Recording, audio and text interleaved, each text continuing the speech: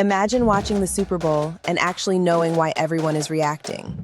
Instead of nodding along or pretending you totally saw what everyone else just yelled about, you can see it for yourself. You recognize the moment. You understand why the room suddenly gets quiet, or why everyone jumps up at once.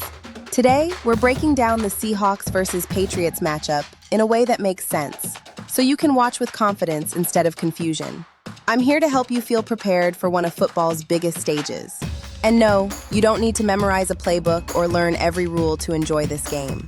By the end of this video, you'll know exactly what to watch for when these two teams take the field.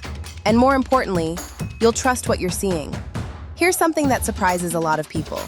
Super Bowls aren't usually won by the team with the flashiest plays or the loudest hype. They're won by the team that handles pressure better when everything is on the line. Think about a job interview, a big presentation, or a moment where all eyes are on you. The person who stays calm and focused usually comes out ahead, not the one panicking and doing the absolute most. That same idea applies here, and it matters even more in this matchup because there's real history behind it. Back in 2015, these same franchises met in Super Bowl 49. The Seahawks were inches away from winning the championship. They had the ball at the Patriots' goal line with seconds left on the clock. Everyone expected Seattle to hand it to their powerful running back and finish the game. Instead, they threw a pass. The Patriots intercepted it. Game over. New England won 28-24. One decision, one moment of pressure. Everything changed. Most of the players are different now. The quarterbacks are different. The coaches are different. But moments like that don't disappear. They become part of how we talk about these teams when the stakes are highest. That's because Super Bowls aren't just about talent. They're about composure. Which brings us to the first thing you should really watch for in this game. Pressure creates mistakes. When defenses apply consistent pressure, offensive players start rushing decisions they normally wouldn't. They miss throws they usually make. They hold on to the ball a beat too long. They second-guess themselves at the worst possible time. That's exactly how games swing. The current Seattle Seahawks defense is built around this idea. They're disciplined, physical, and designed to make quarterbacks uncomfortable.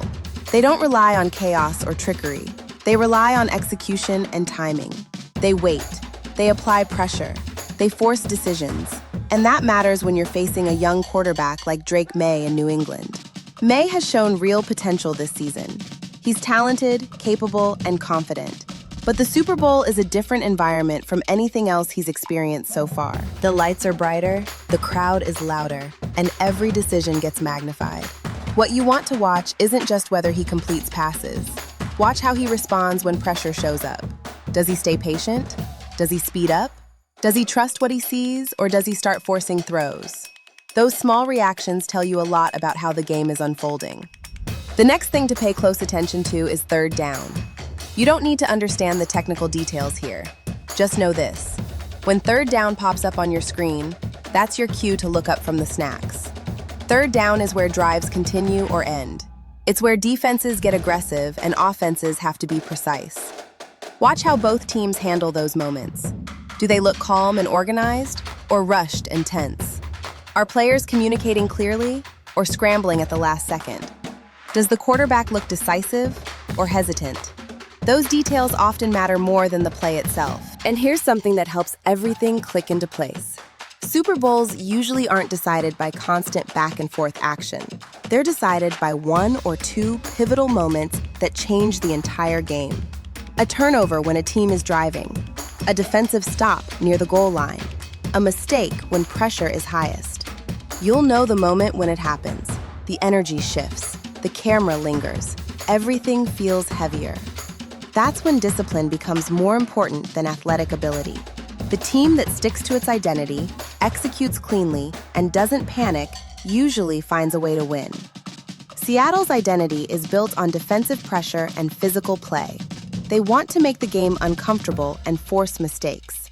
New England's challenge is staying composed, especially with a young quarterback, and making smart decisions when that pressure shows up.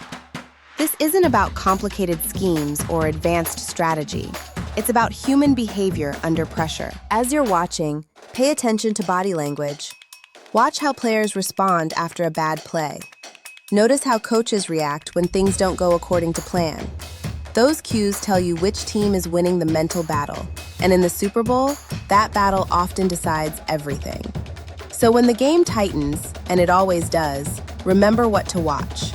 Pressure, third downs, composure, the moment. That's how football starts to make sense. And once it does, you don't feel lost or left out. You feel present. If you want to be fully prepared before the Super Bowl, turn on the notification bell.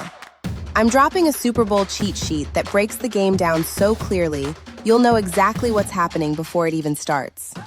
I'm Coach T. This is Fourth and Fierce. Football, faith, for her.